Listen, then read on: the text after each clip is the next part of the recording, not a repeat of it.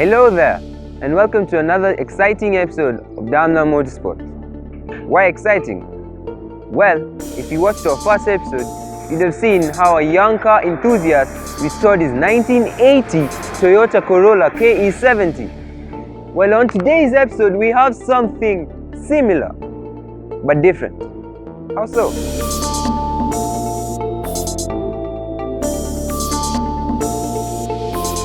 Well, today, the young car enthusiast is much younger compared to the first episode. And the car that we're about to review is bigger and more aggressive. How did the owner manage to restore the car? That's why we're here to find out.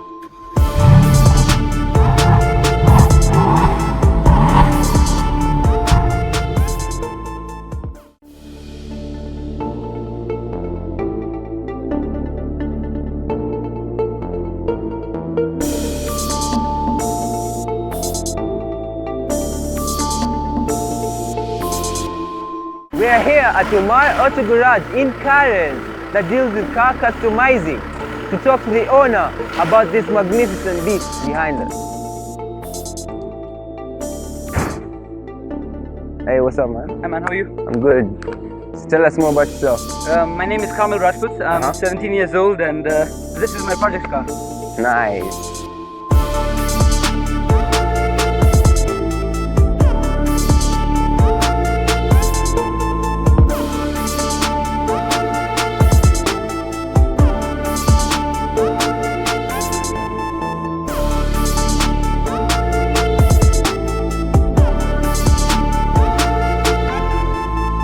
Tell us about the car. What make and model is it?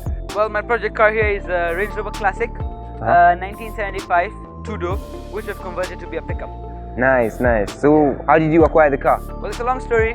When I was 12, I used to do motocross. So once I stopped that, I used to crave, the adrenaline and the whole environment of cars and motorsports. So there was this car lying in the yard. Yeah. So when I was 15, my dad asked me, "Do you want it?" Of course, I said yes. But it wasn't really a running car. It was a shell. So it had all flat tires. It was just lying there for a couple of years. So, yeah. Crazy, man.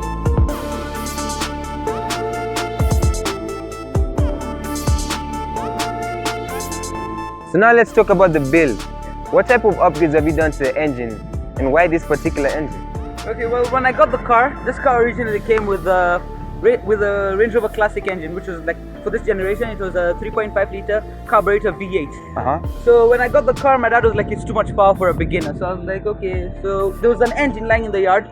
It was a TDI 300. Yeah. But it wasn't in the best condition. So we brought it in, we opened it up, and since it was open, we thought might as well upgrade the engine. So we bored the engine, put bigger pistons. So from being a 2.5 litre turbo diesel, it's now a 2.7 litre turbo diesel. Yeah. And then after that, we closed up the engine, made sure it ran properly, and we found a good deal on a bigger turbo, a guy turbo. So we put that in, and we had a guy come and tune it.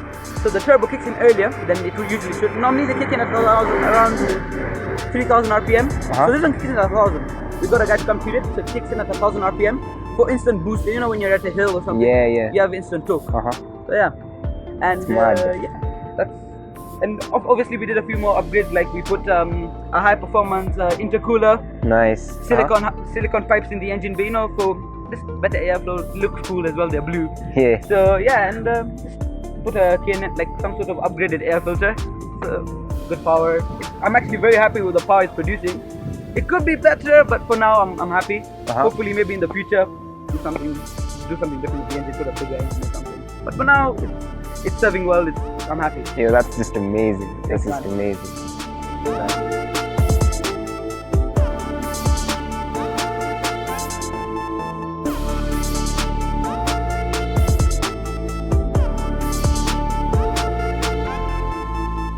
So now let's talk about the suspension. Yeah. Well, for now we don't have extremely expensive and long travel shocks or high travel shocks. When the car came, it ran on its standard suspension for a couple of weeks, but then we realized they don't articulate enough, so we couldn't go as off-road as we wanted to. Yeah. So we were limited. So eventually we just got this second hand, because we have to keep our budget in mind as well, Yeah. This is a little project. So we got a good deal on this second hand Ironman shocks with a 2-inch lift. So it just helped us a bit. They're not amazing, but they work for now. Hopefully we'll upgrade the suspension later. Nice. But can the chassis handle the shocks? Definitely. Well, like for now, what these shocks are like, they're nothing to this chassis. It can handle much more. In fact, I want to hopefully in the future get like maybe like a 5-inch lift, maybe make the car really high, put maybe bigger. It can handle. We even upgraded. We actually reinforced the chassis, put huge, make sure there's no flexing, because we also wanted to maybe one day make the car a raid car, so it goes off-road rallies. So we made sure we had that covered. Put terra firma, control arms, and actually worked on the diff as well. The diff, we put diff locks, ARB diff locks. Yeah. So it helps us, they're very important for off-roading. When you're stuck somewhere, you just switch them on and make sure that you have traction on all wheels. Nice. So, yeah. What about the fenders, man? So the fenders, well, in the future, we want these tires with the second-hand tires that we got.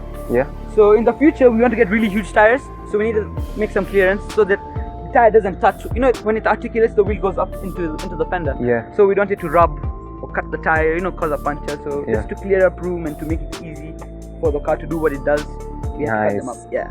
This is crazy, man. Thanks, man.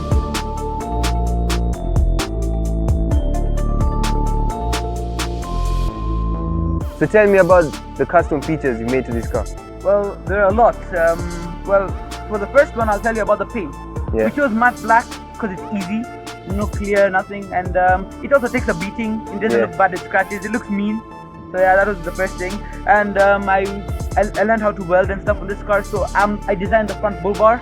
The front bull bar, we built our own roll cage, the rear roll bars to hold the spare wheels, and we used a bit of checker plate just to make it look a bit cool and stuff. Nice. So yeah, and the mesh is just when I'm in the forest, because I go practicing in Gong Hills, just keep the bushes and the twigs away, keep it out of the car. So I'm safe inside and stuff. Nice. And so. What about the lights? I noticed they're not the they're not the standard lights because they broke. The standard ones they broke. So we just got a piece of checker plate. These are Land Rover brake lights and indicator lights. So we just plunked them on there and wired them. Simple and easy. And even in the front we put LED headlights and Land Rover indicator lights. Yeah. But why did you choose pickup? Well, pickup? Actually that's a good question, because the pickup works very well for off-roading, especially for Rhino Charge, which I want to join someday. When you carry your crew, because there's a driver and the co-driver, and you need runners, guys who run in front, make sure your car is okay, guys can change it. So it's perfect for them to stand here. Eventually I'll make a roll bar so they can hold on, and even when I'm done with an event, people can come and stand in the car. It's pretty cool as well. So it's much easier. I can put my toolboxes here. Everything is easy to reach. If I put my jack here, everything's easy. Even especially for the spare wheels. To open the nuts and just drop the wheel out, roll it out, and put it in. So it works perfectly for this car. It also saves weight. That was a big deal about weight. I didn't want to be heavy. Nice. So it was good to remove the roof, remove the rear pillars and the glass. So it actually saves a lot. It has many advantages to it as well. Nice. It looks beautiful. Thanks, man. Well. Yeah. Nice. And even about the fuel tank, to save weight again, it's a fiberglass fuel tank from a rally car, so I got it a good deal. Most of the things as well I didn't want because of the budget, so we got this for free actually, so that's why we took it. Nice. It works well, it's big, and diesels don't eat that much fuel, so it works fine. Nice. And yeah, so a lot of the roll cages especially, I've rolled the car twice, so it works perfectly. Didn't get hurt. The roll cages help a lot, and they look mean as well. And yeah, actually that's pretty much it. Yeah. Nice.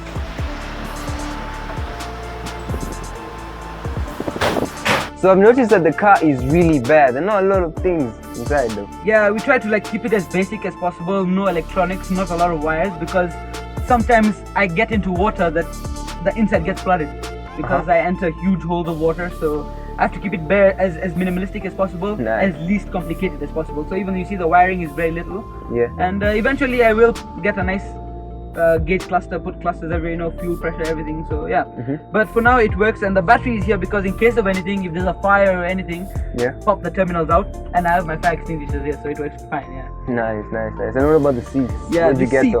Well, they're out of an old Evo 6, so they work. They hug me, they hold me in place, and well, I chose them because they were free. I got them for free. The budget is also a big deal. And the harnesses, well, don't ask about them because they're horrible, but I got them for free again. So they just hold me in place. They work. But eventually everything is going to change. I want to get checker plate inside, put checker plate everywhere. fix a bit, do the wiring up a little bit better. And yeah, hopefully get better seats, better harnesses. And the steering wheel, it is a drift steering wheel. The steering wheel is a drift steering wheel, Momo. So it's not really meant for an off-road car, but it works right now. It looks pretty cool as well. Nice. Yeah. It's pretty crazy. Thanks, man. And all these switches are just for like the headlights, ignition button, push button start, and the wipers, and this is for the headlights and the indicators. But hopefully, maybe I want to get put the diff locks, so there'll be more switches and stuff as well. Mad.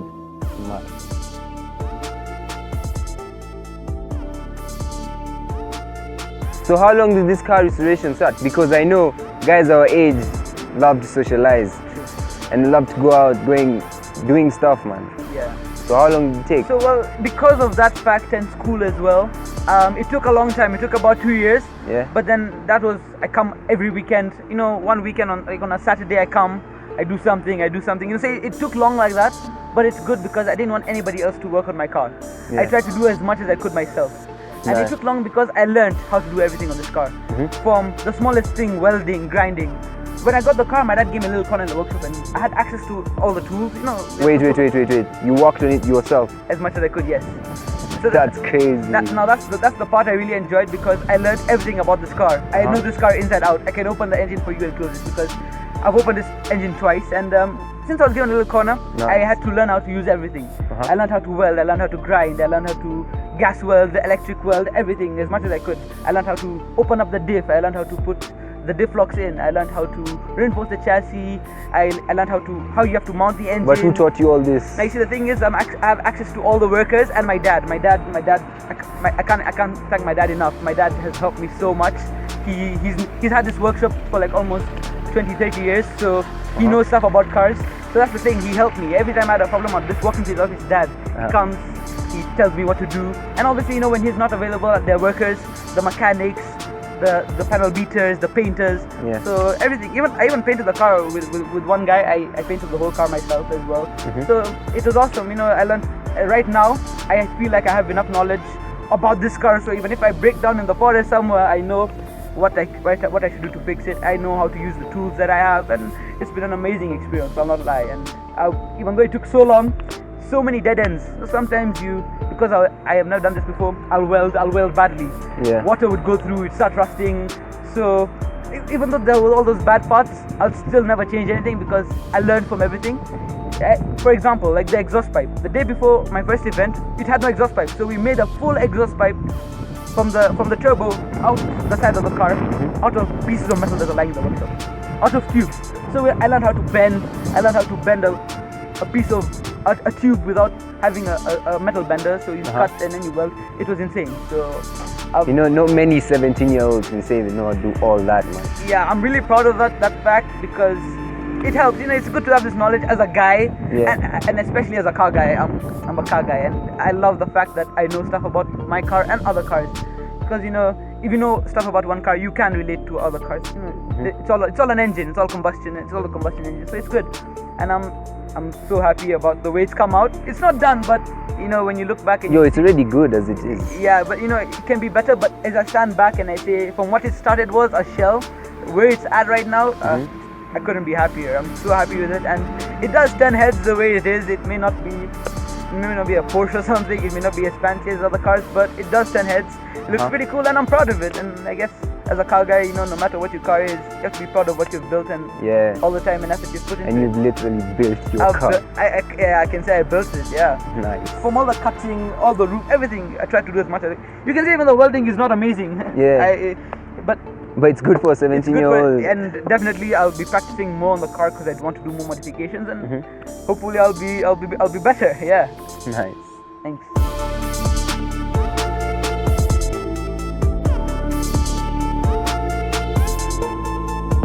So, as you know, Daimlar Motorsports is about cars and car enthusiasts. Yeah.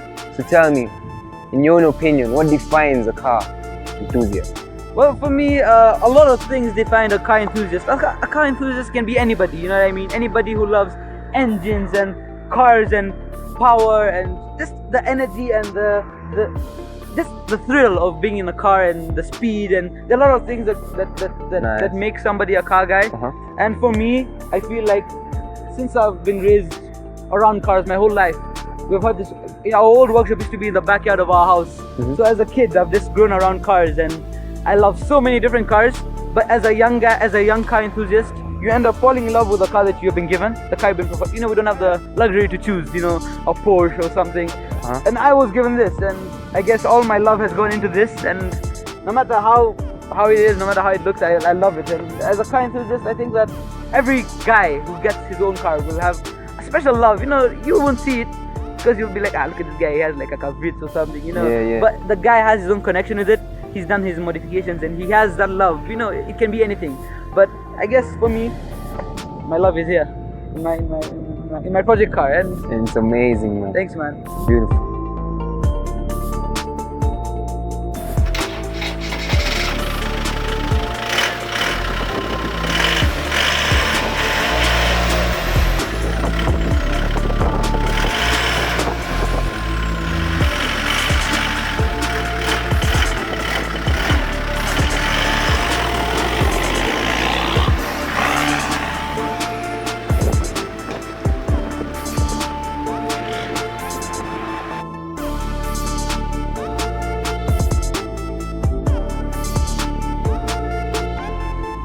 UMAR Auto Garage is known for car restoration and car customization.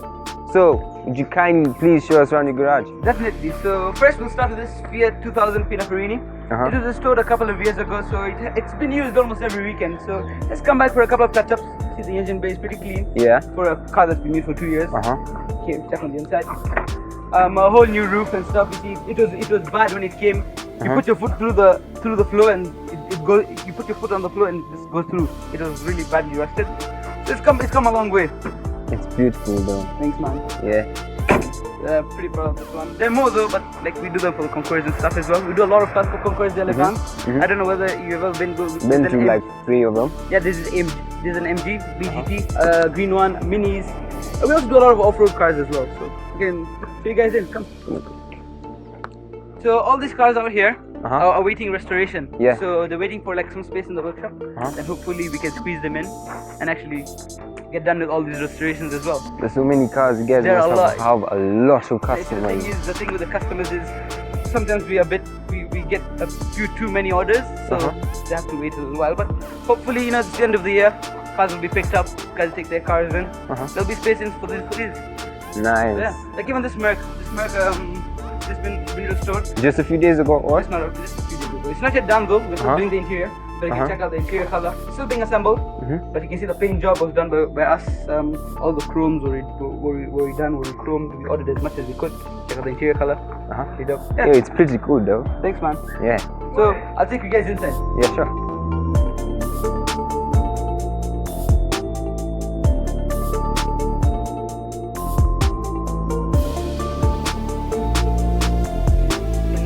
Show you guys this awesome 80 series, fully restored by us as well. So you guys restored this? Yeah, you can check out the inside as well.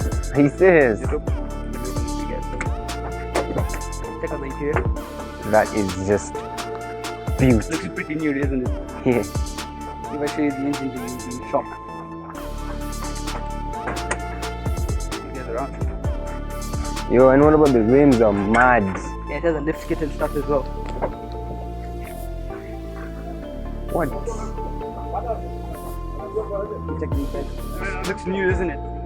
Lift kits, full restoration, modern headlights, everything. So the whole nine. One of those projects. So I can show you guys around. Yeah, sure. We even do new cars as well. This is an ML, just to, you know, minor services and stuff. This Range Rover Classic, full restoration. So it's still underway. Waiting for the interior to come back from the guys who do the upholstering and stuff. And they'll be assembled soon, and it'll look much better, trust me. It's really beautiful as it is. This is an old Mercedes-Benz 2. You're working on this, yeah? Yeah, this is really old. It's really old. All the chromes are coming from Germany, all of them. So the engine has fully been overhauled. You see the engine has been completely overhauled. Yeah. All you want to do is get set the head for chroming and stuff, so it looks pretty new. Hopefully you'll see this next year at the Concours. Are you serious? So it'll most likely be done by what? June? Yeah, hopefully by then. Then this is my dad's Range Rover Classic. It's a classic, but we've changed it and updated it to look like a Vogue. Notice the new headlights. Yeah. It has a 4.2 liter V8.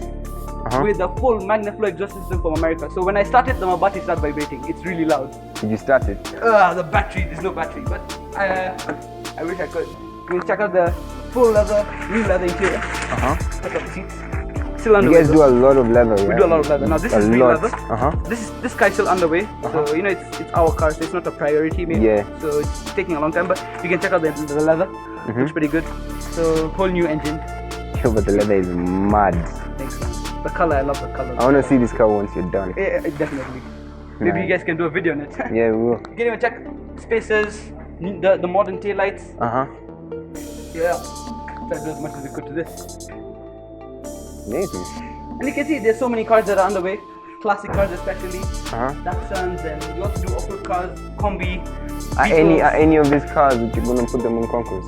Well, this one mostly. This one hopefully. Maybe the combi and the Beetle. Let me check out the combi. The combi we're actually making like a camper van too. So you know, with the seats inside, the foldable tent on the roof, everything. So it'll be like a And then you're gonna sell it. It's like, is it like yours? It has a owner. The owner, yeah, it's being restored. Slowly, you know, again, budgets depend for people. So if your budget's not like you don't have the constant income, then your car is done quickly. But if you're gonna pay slowly, your car will be done slowly, but it'll get done. So you have that option here where you can. Exactly, yeah, definitely. We try to accommodate all our projects according to your budget. So if you come here and you don't have a huge budget, we'll make sure your car looks as good as possible according to your budget. You know what I mean? So if you have a very huge budget, then your car goes all out, all new, everything new. You don't get that in normal garages. Yeah, we really try and focus on old cars because you know we feel like they're just left. You have an old car, you don't know what to do with it. It rusts away, and so it's like a second life for it. All right. There's a few more cars. Like, you know, it's December and the workshop's closed. That's why you're not seeing it's not very busy right now. Yeah, but we don't understand. worry, like on other days it's crazy. You can't know what parts. Because there are many people, yeah? Yeah. Nice. Even this Mini, for example, this Mini is going through an insane. It's been sitting for a while. The owner actually went MIA for a couple of years. Yes. So we couldn't. So we came back and now it's being restored. The engine is being overhauled. All the chromes that come in a suitcase from America. So this will be an insane project. Wait, so did the owner come back? Yeah, he came back. So hopefully he brought all the chromes. So hopefully you'll see this at Concours as well. Nice. What about that one? Oh, the Beetle, yeah. Well, actually, we're actually inspired by Herbie. So we tried to put the fenders. You see the scoops on the side. Yeah. Put bigger fenders, did the bonnet. It's still a work in progress. This is the chassis. So yeah, it'll look pretty cool. Spoiler in the back. Restored the engine. It's just amazing. Yeah. So I'll show you one of our. You know, we're also pretty known for our paint jobs. Our quality of our paint jobs. I can show you this. Yeah, sure. It's still underway though. We don't have many cars that are done right now. You know, it's December, people have already picked up their competing cars. But yeah, this is our spray booth. But this is one you're working on. This is one we're working on. This is our spray booth. And you see even like for example this guy, very young guy, couldn't afford a whole paint job. So we did whatever's damaged. Then when he does have the rest, do the rest. How many paint fillers do you have? This is just crazy. It had actually had an accident, that's why. But we don't even know. We try and use as little fill as possible. And you know, if you don't have the budget to fix the panel, if you do have the budget to get a new panel. So yeah. I can show you guys one more car. Yeah. That's coming up soon. Let me show you this actually. Coming up soon. This is my dad's Range Rover Classic. It's gonna be like a workshop car whereby it tows cars. It actually has a 5.7 liter V8 diesel from an old American GM truck. He says. So the engine is so huge. It's a steel block. It's insane. So this is it's far from you know, because it's my dad's. So it's gonna take a while. You know, it's not a priority. But slowly we put the engine in. We started it. It's so loud and it has a lot of torque. You know, it's a big diesel engine. So it's gonna be pretty cool when it's done. It's gonna be mad. I'm so sure. Okay, sorry. Now one more for real. There's an Alfa Romeo GT V6 that we got at a ridiculous price. Wait, you bought it as a shell or what? As it is, but it was at a ridiculous price. So we got a really good deal on it, and my dad couldn't let it go. So we got the car for really cheap, and we thought it's not gonna start. So we brought it in, put some fuel in the carburetor, and it actually started. So exactly that. You can even check out the interior is not in bad condition for the state it's in. Yeah. See, all the leather is intact. The wheels. But you all are gonna get new leather. Everything new. Nice. Yeah. It's just a small portion of what we do. There are definitely more cars. If you want, you can check out our Facebook page as well at UMAR Auto Garage.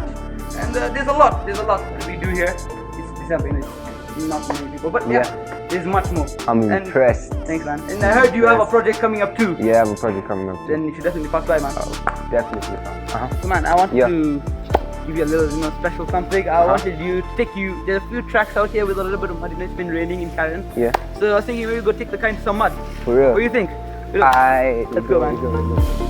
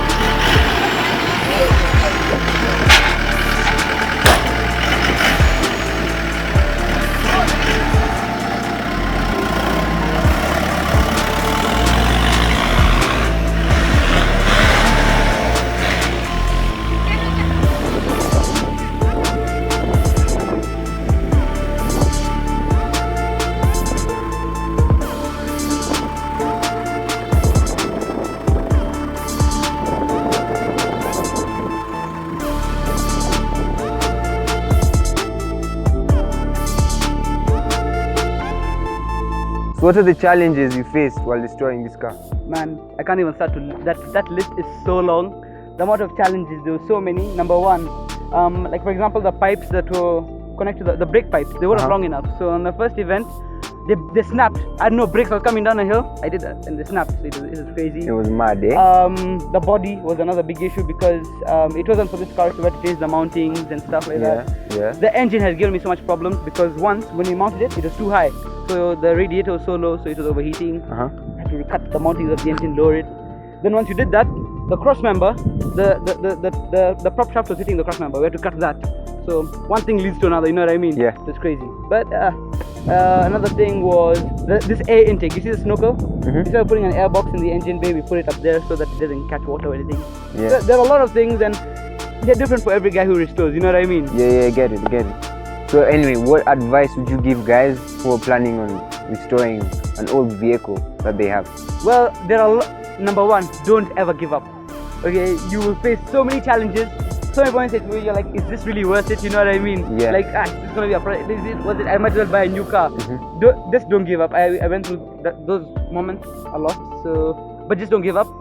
always try, even if you don't know how to do something, there's the internet, there are people, YouTube things. You know how many things on YouTube that actually help me? Just Google it and YouTube it, and you'll trust me. Even if you don't know anything about cars, you can do something with it. And you turn out mad. Yeah. Crazy. Man, it was so good meeting you guys. Thank you so much. Thank you so much for helping us to do Yes, this man, I thing. appreciate you guys. Thank you so It was much. mad. Thanks. Thanks, guys.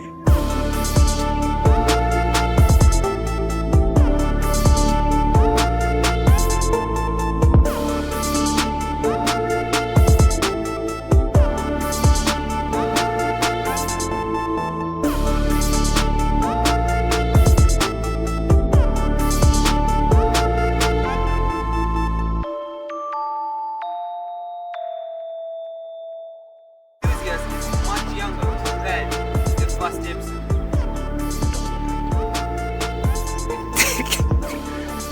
I was like, yo, I hit the wall. But different. Also,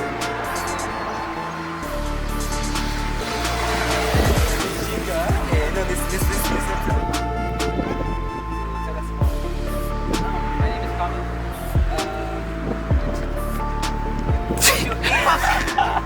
What is that? What's in it? Should I say my full name? Today, the young car enthusiast we're about to review.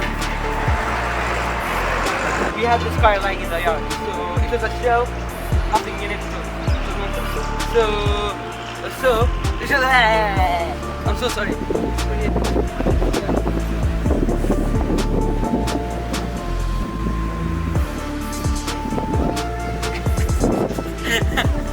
Okay, so yeah, we finished it. Bigger and more aggressive.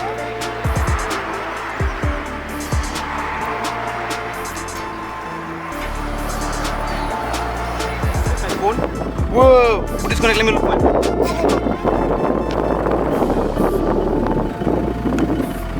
Found it. You left it there. Where? Nah, see, you were talking to your dad there. It fall out. No, it's just falling on the floor. She's just calling. What's your number? It must be somewhere here. I'll call you guys. It's in the car.